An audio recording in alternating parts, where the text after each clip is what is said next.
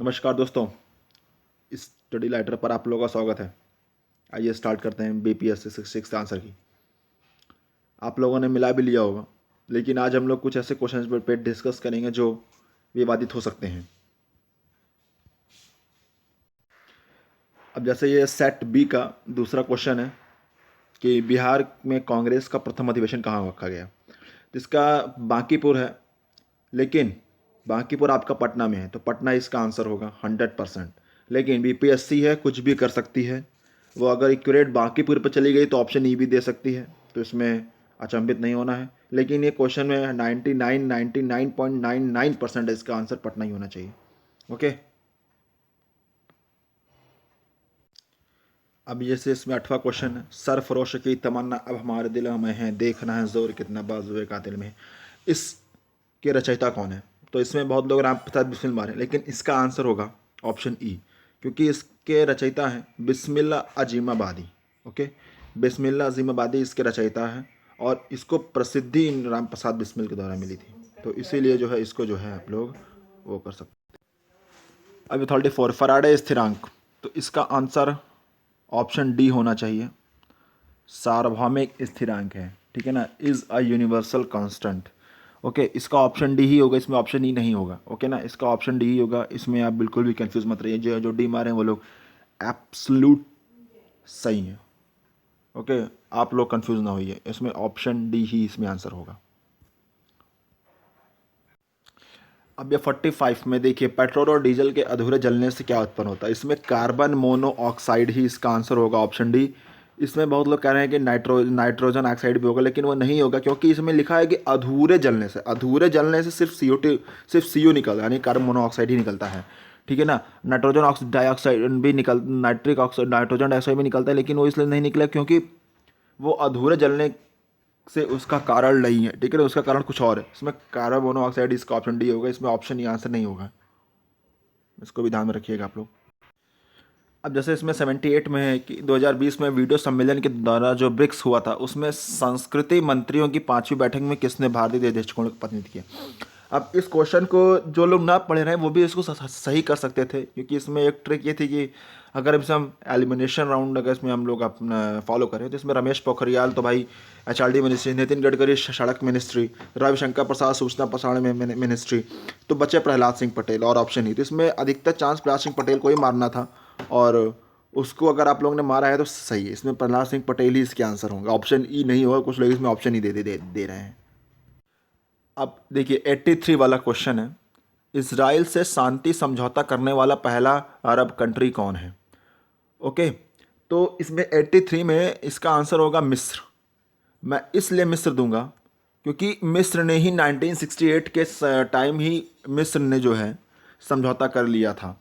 क्योंकि जब इसराइल से जब 6 दिन की वॉर जो हुई थी इसराइल से और इनके अरब कंट्रीज़ की, तो उसमें इसराइल ने मिस्र की एरिया को कैप्चर कर लिया था, जिसके बदले में मिस्र ने एक यहाँ वहाँ से शांति समझौता किया। उसके बाद जाके उनको वो जगह उनको मिली अपना क्षेत्र में इसराइल से, और जॉर्डन ने 1994 के आसपास किया था। तो इसमें क्या हो गया कि इसमें मिस्र ही होगा, और लगी सब लोग इसमें बहरीन और UAE पढ़ कर गए थे। कुछ लोगों ने इसमें UAE देखा नहीं और इसमें ऑप्शन नहीं मार के चले आए हैं, लेकिन वो गलत है, बिल्कुल गलत है। और कुछ लोग तो बहरीन मार कर आए, वो बिल्कुल गलत है। इसमें इसका आंसर होगा मिस्र। ओके, अगर एक बार मिस्र और जॉर्डन में कंफ्यूज हो जाए तो बात अलग है, क्योंकि मिस्र और जॉर्डन पहले ही ये समझौता कर चुके थे। ओके, तो इसका आंसर मिस्र होगा 110%। इसको आप लोग इसमें बिल्कुल श्योर रहिए।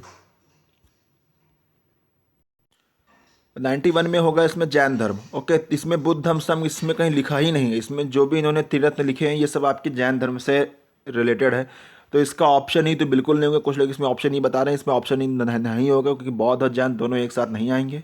इसका आंसर होगा ऑप्शन सी ही होगा। इसमें हम डैम श्योर हूँ मैं, एकदम बिल्कुल सही है। इसमें आप लोग बिल्कुल कंफ्यूज मत रहिए। जो लोग जैन मारे हैं वो लोग एकदम से उन लोग का एकदम से सही है, जो ऑप्शन नहीं और बौद्ध धर्म पे हैं वो लोग गलत हैं। 97 में किस मुगल शासक ने चित्रकारी के लिए कारखाने बनवाए। देखिए, कारखाने अगर बात आ जाइए तो वो आपके अकबर ने बनवाए थे कारखाने, ये एकदम 100% राइट है। जहांगीर के समय चित्रकारी का एक स्वर्णिम समय कहा जाता है, लेकिन इसमें कारखाने किसने बनवाए तो वो अकबर ही होगा। इसका आंसर अकबर। ओके, तो इसमें अकबर आंसर होगा। इसमें भी आप लोग एकदम श्योर रहिए, जो लोग अकबर मारे हैं। जो लोग जहांगीर आंसर बता रहे हैं उन लोगों का बिल्कुल भी गलत है, वो लोग कहीं से भी सही नहीं हैं। देखिए 103 में पृथक निर्वाचन की बात की गई है, तो इसका आरंभ पूछा गया है। इसमें भारतीय परिषद अधिनियम 1909 होगा।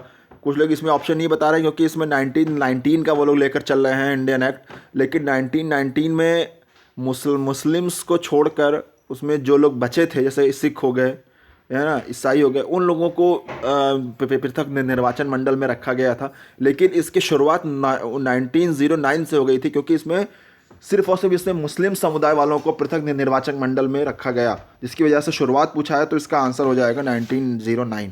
तो 1919 नहीं होगा, इसमें ऑप्शन नहीं, बिल्कुल गलत होगा। जो लोग ऑप्शन नहीं बता रहे हैं 1919 एक्ट को लेकर, वो बिल्कुल रॉन्ग है। ओके,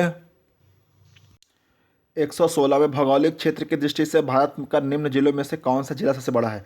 देखिए सबसे बड़ा इसमें कच्छ होगा, इसमें लेह नहीं होगा, क्योंकि लेह जो है निर्वाचन क्षेत्र बहुत बड़ा है, वहाँ पे वो लोकसभा सीट सबसे बड़ी लेह की है, क्योंकि भाई वहाँ पे जनसंख्या कम है और जनसंख्या की वजह से सीट बांटी जाती है, जिसकी वजह से लेह में जनसंख्या ज़्यादा जोड़ने चक्कर में इसका क्षेत्र बढ़ जाता है। लेकिन भौगोलिक क्षेत्र इसमें स्पेशल, इसमें क्वेश्चन में लिखा है भौगोलिक क्षेत्र, तो इसमें कच्छ होगा। ठीक है ना, इसमें बिल्कुल सही है। कच्छ जो लोग मारे हैं बिल्कुल सही है, जो लेह मारे हैं उनका गलत है। कुछ लोग लेह बता रहे हैं, वो एकदम से रॉन्ग हैं। इसका आंसर होगा कच्छ। अब जैसे 142 में भारतमाला परियोजना से भारत का निम्न में से कौन सा इंफ्रास्ट्रक्चर क्षेत्र संबंधित है? तो इसका आंसर होगा सड़क इंफ्रास्ट्रक्चर। भारतमाला में आपका सड़क होगा। बहुत लोग बंदरगाह बता रहे हैं, जो उनका लॉजिक है कि भारत बंदरगाह को भारतमाला परियोजना में जोड़ दिया गया बाद में। देखिए उनका एक तहत कहना सही है, क्योंकि दो परियोजना इस तरह चली है, भारतमाला परियोजना चली है और एक सागरमाला चली है।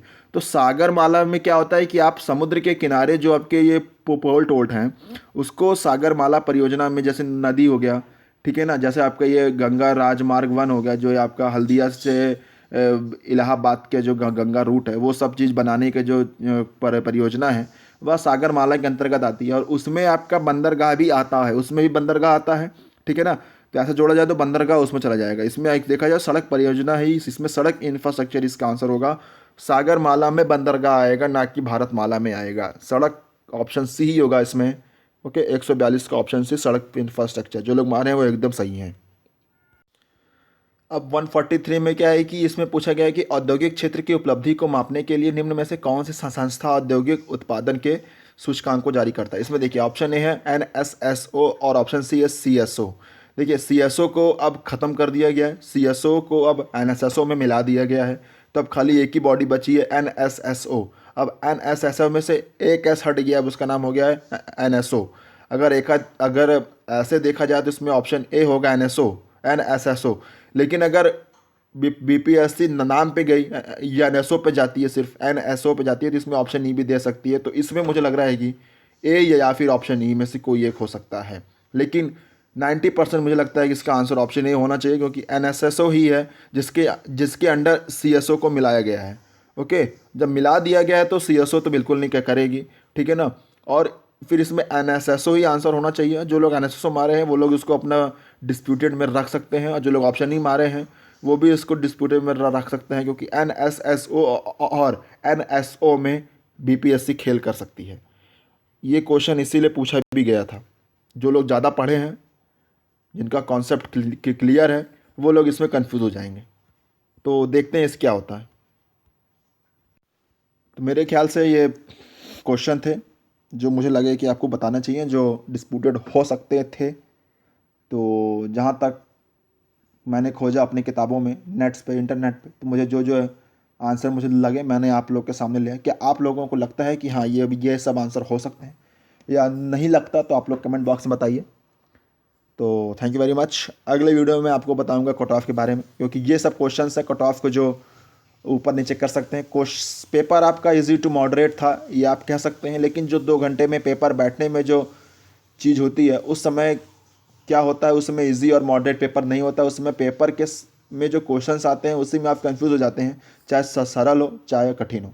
ठीक है ना, तो वो सब मैनेज हो जाता है। कोई भी पेपर ईजी और कोई भी पेपर टफ नहीं होता है। अगर आपको आ रहा है तो टफ है, अरे ईजी है, अगर नहीं आ रहा तो आप वो कठिन है। तो इसमें कन्फ्यूजन की बात नहीं है, 4-5 क्वेश्चन ऐसे हैं जो विवादित हो सकते हैं, मैंने आपको बता दिया है।